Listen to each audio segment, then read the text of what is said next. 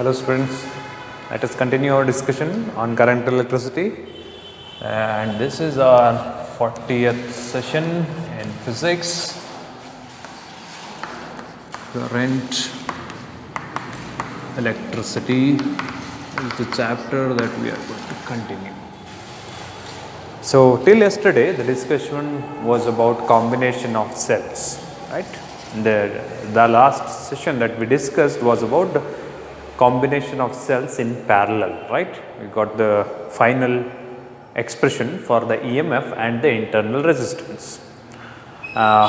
Before that we studied the combination of cells in series, and today in this class, in this session, we are going to take a new concept, a new way of approach to solve an electrical network. Okay, see, be clear with one thing, that when you have a complex electrical network, okay, what is an electrical network? It's a network with conductors and other electrical devices like cell, resistor, capacitor, inductor, etc., connected with each other in various different ways. Okay, you can connect resistors in parallel. Along with that, you can put a battery or a cell. Okay, battery and cell are one and the same. Combination of cells together itself is battery. Okay, the basic difference between a battery and cell is that a cell is generally is of smaller EMF. When I say battery, its EMF is always a bit larger compared to compared to cell. So now, continuing our discussion, as I say, when you have a complex network, okay, if I am speaking of complex network, what is a simple network in the first place? A simple network is very similar to something like few resistors in series. That's a simple network, or few resistors in parallel. That is again a simple network, simple electrical network, or few capacitors in series, few capacitors in parallel, or few cells in series, few cells in parallel. They are all simple circuits. Okay, but the question that comes is, what if you put both resistors and cells, okay, both resistors and cells in a single network, and you are asked to find some unknown quantities in the network? Then the discussions that we have made so far, the combination of resistors, the combination of cells, all those formulae, all those expressions will not help us. We need few laws to solve those kind of complex networks, which involves both resistors and cells in the network. Okay. So in this class, in this session, we are going to solve, or we are going to study few laws using which we can solve those complex networks. Okay, right. So one of the law which helps us. Okay, there are many laws, but as of the board syllabus is concerned, we will be sticking with one particular law given by a scientist named Kirchhoff. Okay, Kirchhoff. Different ways we spell that, Kirchhoff's laws. Okay. So laws, actually, because we have two laws given by Kirchhoff's which help us in solving complex electrical networks. So now I hope you have the clarity between what is a simple electrical network, what is a complex electrical network. Simple is where you have only resistors, you have only capacitors, or you only have cells. Complex is where you have multiple electrical devices in a single network. So there you cannot simply put the combination formula and work it out. The formulas that we have right now, right from capacitors to cells, those formula won't be helping us in solving these complex electrical networks. So in order to solve them, this formula, these laws are going to help us. So Kirchhoff's laws, the first law given by Kirchhoff's, first Kirchhoff's law. Okay.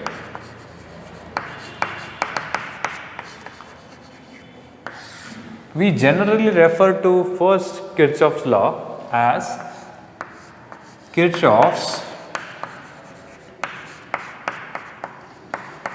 current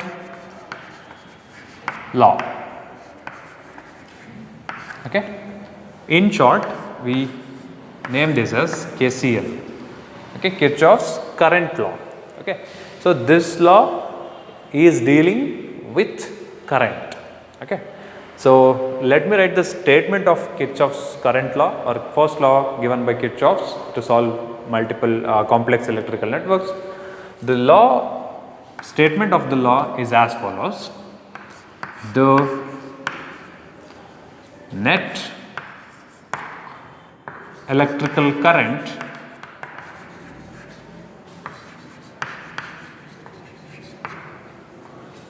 through a node of an electrical network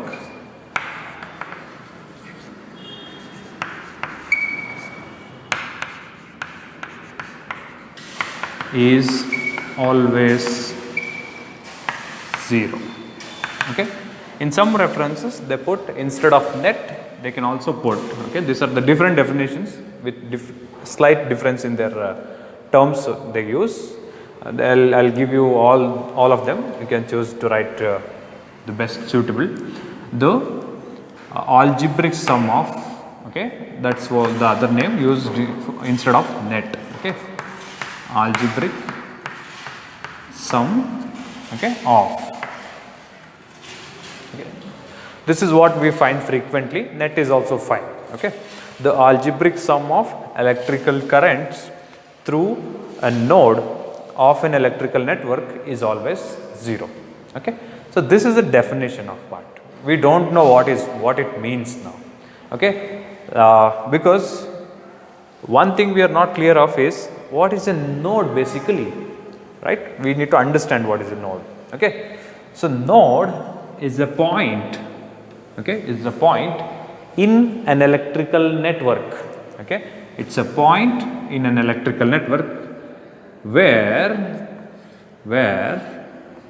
two or more conductors meet at that point. Okay, because so far the kind of circuits that we have seen, taking simply the resistor one, is somewhat like this. So this is a simple series network of resistors. Here if I ask, give me a point, okay, take this point. Can this point be considered as a node? Yes, it can be, because this point has one conductor from this side and the other conductor from this side, and those two are joining here. So this is a node. Okay, again a node can be considered at any point. Okay, but we generally don't worry when it comes to a simple network like this. But when you take parallel circuits, okay, when you take parallel circuits, so now this is a more important node for us, because at this point we have 4 conductors meeting, right? 1, 2, 3, 4 conductors meeting at this point. So this is a very important node, because here you have different currents entering the node and different current leaving the node. Okay, so now node is a point where 2 or more conductors meet at that point. Okay, so that is about the definition of node. Now see, I don't want to simply put conductors represent like this and leave it, because whenever you simply have conductors, okay, a simple line of conductors is always assumed to have 0 resistance, and hence the current through that should be infinite. That is why we always put a simple resistor along with the conductor, so that we can expect some finite current through the conductor. Okay, so these resistors doesn't play any role in the actual approach of currents, but Indirectly, if these resistors are not represented, if we simply put the line, which means they are simply conductors, and in a simple conductor like this, we always assume that the resistance is very low, it is almost 0, because we have not represented the resistance there. So when the resistance is 0, the current is expected to be infinite. We don't want infinite current, we want finite current. That is why we put these resistors for the representation purpose. Okay, these resistors are not of direct importance, but just for the representation purpose that we are having some finite current, I put it like this. Okay, now let us assume that, okay, this is the node here, a point where two or more conductors are meeting. Now let us assume this point, this conductor is having the current flowing through it in this direction towards the node, and let the current be I1.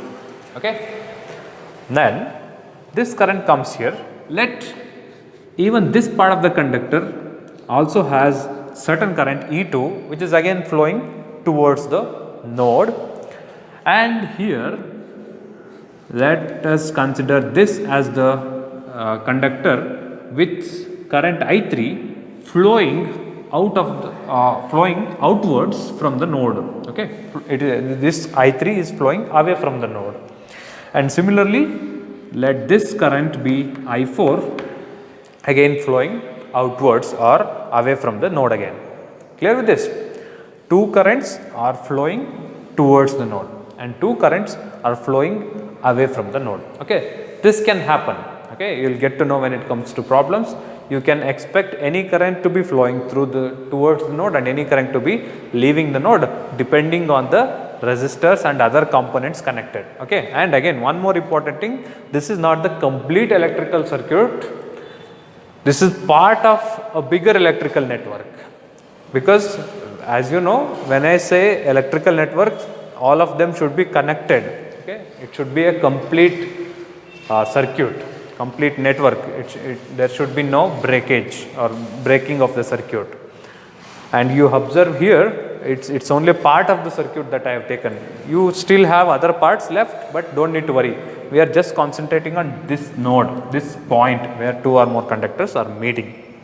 Now, according to the Kirchhoff's current rule or current law, I can now say the algebraic sum of current is 0. Algebraic sum of current through a node is 0. Before I go for algebraic sum of currents, I should tell you one thing, that from now onwards, if you name, okay, it's all left to us to decide. Okay, if I consider current flowing towards a node, okay, if I consider current flowing towards a particular node as positive, then the current flowing away from the node should be considered as negative. Okay, keep this in mind.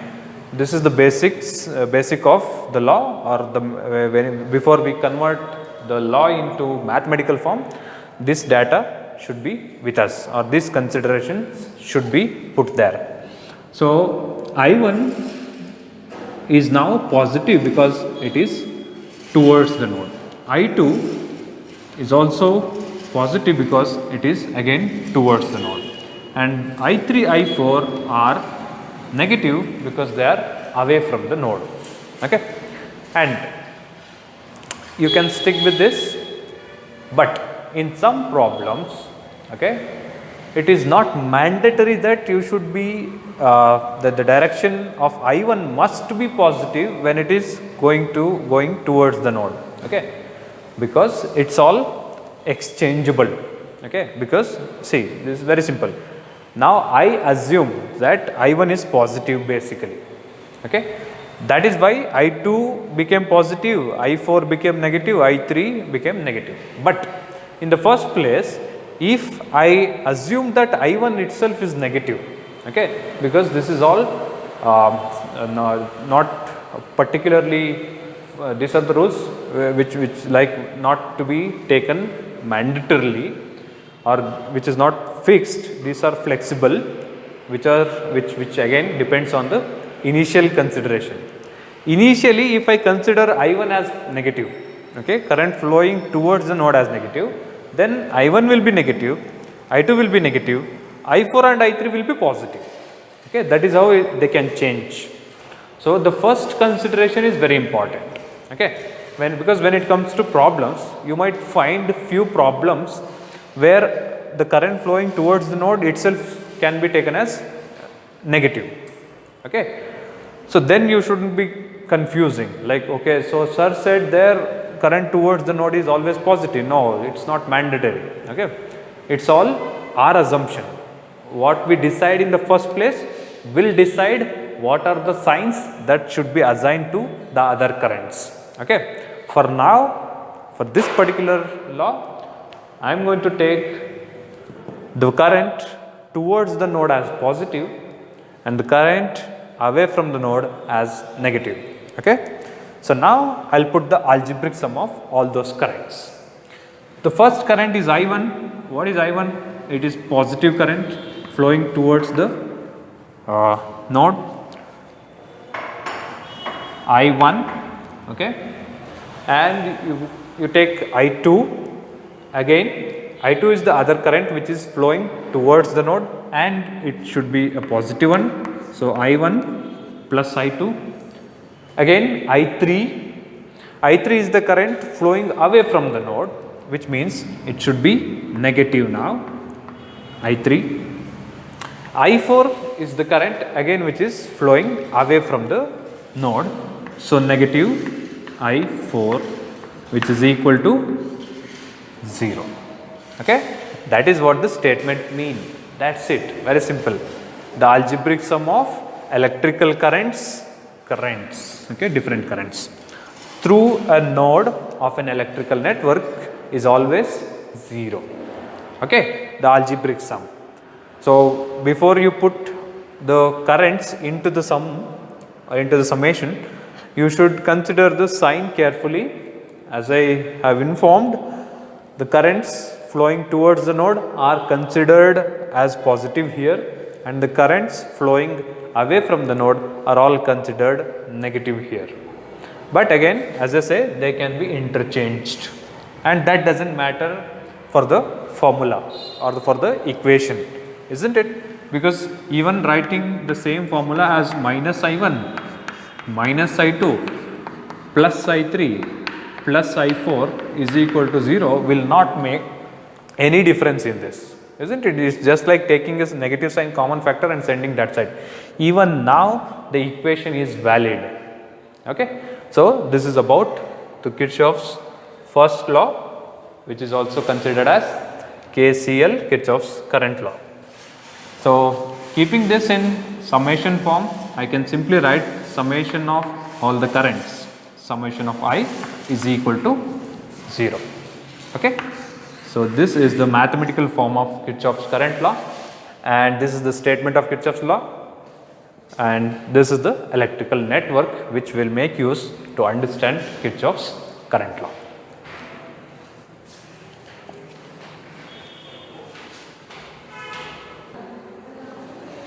And this Kirchhoff's current law can also be written. Okay, you always memorize the statement in this way itself. Okay, the algebraic sum of electrical currents through a node of an electrical network is always 0. This is the statement, you memorize this. But the other way to understand or remember the law whenever necessary is this. Okay, because now if I send this minus I3 minus I4 to the RHS, it will become I1 plus I2 is equal to I3 plus I4, isn't it? Now what is this I1 plus I2? I1 plus I2 is the total current entering the node, isn't it? And what is this I3 plus I4? I3 plus I4 is the total current leaving the node. Okay, so I can also write the Kirchhoff's current law as total current entering a node is equal to total current leaving the node. Okay. So, this is the other way to remember Kirchhoff's current law, but you memorize this statement itself. This is the standard one. And when it comes to mathematical formulation, you should memorize, you should understand which currents to be considered as positive and which currents to be considered as negative. Okay. This is about Kirchhoff's current law, KCL. Okay. And we can solve few problems, or let me take an example problem here. Okay. Let me take the same circuit here. Say you have 3 currents entering the point here and 1 current leaving. Let this current entering be of 2 ampere, 1 ampere, and let this be simply I and this be 8 ampere. Okay. Then find the value of I is the kind of question that you can expect. Now look, again total current entering is equal to total current leaving. Total current entering is 2 plus 1 plus I, right, which is equal to total current leaving, which is 8, right. So, here and this time when you write this way, total current entering is equal to total current leaving, then you do not need to consider the signs of the currents. Okay. Signs of the current does not matter when you take the statement, when you take this for particular expression, total current entering the node is equal to total current leaving. So, it is only about the magnitude of the currents that should be considered. But when you take, when you write the expression based on this particular definition of KCL, then you need to consider the direction of the currents and write the expression. Okay, I will show you how to write that. So, this is using this statement, both are one and the same, they mean the same. Okay. Now, if I make use of the definition, then also I will be ending with the same kind of expression, but the way of writing in the first step will be different, because now according to the actual statement, the algebraic sum of currents is equal to 0, and you have 2 ampere entering, so I will take plus 2, you have 1 ampere entering, I will take plus 1, you have I amperes entering, I will take plus I, 8 amperes leaving, so I should take minus 8 is equal to 0. Clear with this?